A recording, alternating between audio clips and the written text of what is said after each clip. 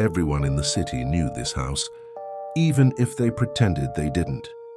People crossed the street when they passed it. Parents pulled their children closer. No one ever stopped. No one ever looked too long. They said the house was cursed. Some claimed they heard noises at night. Others said something terrible had happened there years ago. Stories changed depending on who you asked. But they all ended the same way. Stay away. The house stood at the edge of the neighborhood, forgotten by time but remembered by fear. Its windows were dark, its walls cracked, the door untouched for years. But the truth was simpler than the rumors. There were no ghosts inside, no monsters hiding in the shadows. There was only a man the world had decided to erase. He had once lived a normal life, a name, a place, a future, but one mistake, one moment, was enough for everyone to turn away. Friends disappeared, doors closed, voices stopped calling his name. So he stayed inside that house, inside the silence, inside the judgment of a world that never came back to check on him. Years passed. The city grew louder, screens got brighter. People learned how to look busy instead of looking at each other. And the house became a warning, a symbol, a place people pointed at without ever understanding. Don't go there, they said. Nothing good comes from that place. But one evening, something changed. As the sun fell and the streets emptied, a figure walked through the neighborhood. He didn't rush. He didn't look away. He didn't cross the street. He stopped. Right in front of the house everyone avoided. The wind moved softly through the broken fence. Dust floated in the fading light. The door stood still as it always had. The man inside didn't know it yet. But for the first time in years, someone had come. Not to judge, not to accuse, not to turn away. Someone had finally seen the house for what it truly was. And in the silence of that moment, the door that fear had sealed for years was about to be opened. The city was still awake. Lights flickered behind windows. Voices echoed from cafes and open doors. People hurried past each other, busy with lives that never slowed down. And yet, in the middle of all that noise, he turned away. Jesus stepped out of the crowd without a word. No announcement, no sign. One moment he was surrounded by people. The next, he was walking alone. No one followed him. No one noticed. The street grew quieter with every step. Buildings thinned out. Voices faded into distance. The city slowly let him go. He walked without hesitation. Not searching, not wondering, as if he already knew where he was going. The road toward the house felt heavier than the others. Not because it was long, but because no one ever chose it. People avoided this part of the neighborhood. Streetlights were broken. Shadows stretched across empty sidewalks. Windows stared back like unblinking eyes. Jesus passed abandoned shops and silent doorways. Places once full of life now left behind, forgotten. Just like the man waiting inside that house. The wind picked up. Dust moved across the street. A loose sign creaked above him. Still, he did not slow down. With every step, memories of the city faded. The expectations, the noise, the constant need to be seen. Here there was no audience, only truth. As he reached the end of the road, the house appeared again. Closer now, larger, darker. It stood exactly as people had described it. Cracked walls, broken fence, windows like empty eyes staring into the night. Jesus stopped a few steps away. Not out of fear, not out of doubt, but out of respect. Inside the house, the man sat in silence, unaware that someone had walked away from everything, just to reach him. Jesus looked at the door, a door untouched for years, a door closed by fear, judgment, and abandonment. This was the moment. He could still turn back. No one would blame him. No one would even know. But he didn't, because he never came for the crowds. He never came for applause. He came for the ones left behind. And as his hand slowly moved toward the door, the silence of the street held its breath. What waited inside would change everything. The door opened slowly, not with a loud sound, but with a quiet resistance, as if it had forgotten what it meant to be touched. The air inside was heavy. Dust floated through the darkness, catching faint traces of light. The house smelled old, abandoned still. Jesus stepped inside. The door remained open behind him, but the night outside felt far away now. The walls were cracked. Furniture sat broken and untouched. Every corner carried the weight of years spent in silence. This place had not been empty. It had been ignored. He moved carefully, not wanting to disturb what remained. His footsteps were soft, almost respectful, as if he were walking through someone else's pain. Then he stopped. At the far end of the room, someone shifted. A shadow moved where shadows should not move. The man sat against the wall, barely visible. His clothes were worn, his body thin, his presence quiet, like he had learned not to exist. He did not speak. He did not rise. He simply watched. For years, no one had crossed that doorway. For years, the silence had belonged only to him. Now someone stood inside it.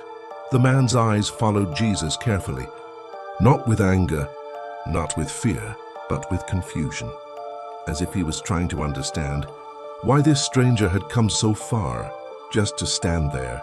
Jesus said nothing. He did not ask questions. He did not explain himself. He simply stayed. The silence stretched between them. Long, uncomfortable, honest. The man lowered his gaze, then lifted it again, as if checking whether this was real. He had seen people look at him before. Quick glances, judging eyes, faces that turned away. But this was different. This gaze did not search for excuses to leave. It stayed. For the first time in years, the man felt something shift inside him. Not relief, not hope, just the strange feeling of being noticed. The house creaked softly, settling around them. Dust fell from the ceiling. Time passed without counting, and in that quiet moment, before a single word was spoken, before anything was explained or forgiven, something invisible broke. Not the walls, not the silence, but the distance. What came next would not be easy. It would not be quick. But for the first time since the world walked away from him, the man was no longer alone in the dark. The silence did not last forever. At some point, the man exhaled, a long, tired breath he didn't realize he had been holding. His voice, when it finally came, was quiet, rough, unused. "I didn't always live like this," he said. He didn't look at Jesus when he spoke. His eyes stayed fixed on the floor, as if the words were too heavy to lift. "I had a life once, a place to belong. People who said my name." His fingers tightened, then relaxed, years of tension moving through them. "I made a mistake," he continued. "Just one. But it was enough." The room felt smaller as he spoke. Every sentence filled it with memory. They didn't ask what happened. They didn't wait for the truth. They chose what was easier. He laughed softly, without humor. "They called me dangerous. They said I deserved what came next." He finally looked up. Not to accuse, not to beg, just to see if anyone was still there. Jesus remained where he was, listening, unmoving. "So they left," the man said, "one by one. Friends, neighbors, even family." The words slowed, heavy with meaning. "I tried to explain. I knocked on doors. I waited. Nothing. After a while," he whispered, "you stop asking to be seen." His shoulders sank. The weight of years pressed down on him. "I stayed here because this house already knew me," he said. "It didn't turn away." The man's voice broke just slightly. "They say this place is cursed," he added. "But I think the curse is being forgotten, while everyone else keeps living." For a moment he said nothing more. The room breathed with him. Then quietly, almost afraid of the answer, he asked, "Are you here to tell me I deserve this too?" The question hung in the air. Jesus did not answer immediately, not with words. He took a step closer, not as a judge, not as a teacher, but as someone who had come to stay. Jesus did not answer the question right away. He didn't correct the man. He didn't explain suffering. He didn't offer reasons or lessons. Instead, he moved closer, slowly, carefully, as if every step mattered. The man watched him, uncertain, waiting for the moment when this stranger would turn away, like everyone else had. But Jesus didn't stop.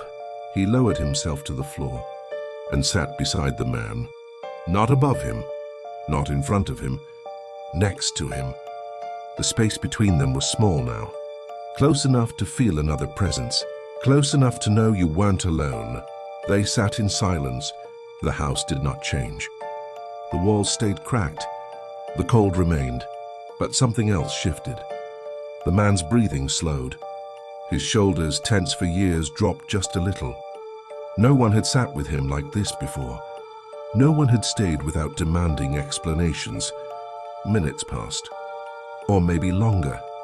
Time didn't matter here. Finally, Jesus spoke, quietly. "You are not forgotten," he said. The man's hands trembled. Not from fear, from the weight of hearing words. He had stopped believing were possible. Jesus continued, his voice steady. "The world may have left you behind," he said, "but I did not." The man swallowed hard.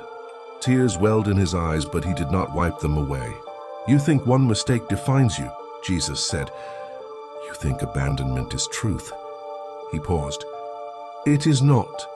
The man turned his head slightly, just enough to look at him. Jesus did not look away. "I didn't come to fix you," Jesus said softly. "I came to sit with you." That was when it broke. Not loudly, not all at once, but enough. The man leaned forward, resting his arms on his knees. For the first time in years, he allowed himself to feel something other than shame. Not forgiveness, not relief, but safety. The house remained silent around them, but the silence no longer felt empty. It felt shared, and in that shared stillness, something fragile was born. Not a miracle, but hope. Morning came slowly. Light filtered through the broken windows, soft and unfamiliar, as if the house itself was surprised to see it. The man noticed it first. The way the dust looked different in daylight. The way the shadows retreated into corners. The way the room felt lighter. Jesus stood up. There was no announcement, no dramatic moment, just a quiet understanding that it was time. The man watched him carefully now, not with fear, not with confusion, but with something new. Before, everyone who came close eventually left, but they always left without saying why. This time was different. Jesus walked toward the door, the same door no one had touched for years. He paused for a moment, then turned back. "For you don't belong to this place," he said calmly, "but you were never abandoned by it either." The man frowned slightly, unsure. "What happens now?" he asked. Jesus answered without hesitation, "Now you live." That was all. No instructions, no promises of an easy road, no guarantees, just truth. Jesus opened the door. Sunlight flooded the room, spilling across the floor, touching the walls, finding places that darkness had ruled for years. Jesus stepped outside. He didn't look back. Not because he didn't care, but because he knew the man no longer needed to be watched over. The man stood slowly. His legs shook. His body remembered weakness. But he stood anyway. He walked toward the doorway, stopping just before the light. For years the world had passed him by. For years he had believed the silence meant he was nothing. Now standing there, he understood something different. The house was still broken. The past was still real. The road ahead was still unknown, but he was no longer invisible. He stepped forward, not because everything was fixed, not because the pain was gone, but because someone had stayed when everyone else left. Outside, the city continued. People walked. Lives moved on. But somewhere on a quiet street, a man who had been forgotten took his first step back into the world. And the house that once carried fear stood empty at last. Not cursed, just finished.